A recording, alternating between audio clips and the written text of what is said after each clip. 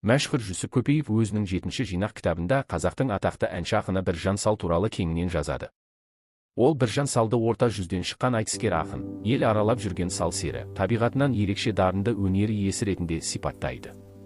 Мәшһүр Жүсіп Біржан Салдың атадан асқан талант иесі болғанын, бірақ оның өмірінде пайдасы да, зияны да көп болмағанын айтады. Ол жаһанды кезіп, елге әнімен, өнерімен танылған сал болған.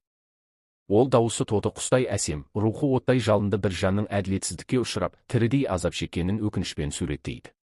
Бұл, қазақ халқының ұлы өнерпазына деген құрмет пен оның ауыр тағдырына деген қайғының көрінісі. Сонымен қатар, бұл үзінді мәшһүр Жүсіп Көпеевтің Біржан Сал туралы деректерді жинақтап, кейінгі ұрпаққа жеткізудегі тарихи рөлін көрсетеді.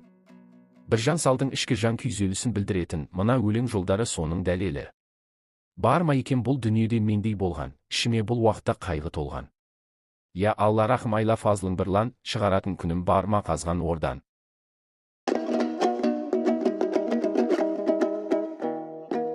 Лейлім Шырақ. Біржан Сал Қожағұлының ел аузында сақталған әйгілі әндерінің бірі. Ән Біржанның бір ауылға келген сапарында туған деген аңызға негізделеді.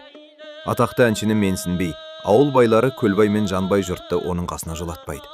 Сол ауылдағы Ләйлім есімді қыз ғана әншінің үнін алыстан тыңдайды. Таңертең Біржан ән арқылы байлардың менмендігін әшкерелеп, Ләйлімнің адалдығы мен өнерге деген іңкәрлігін жырға қосады.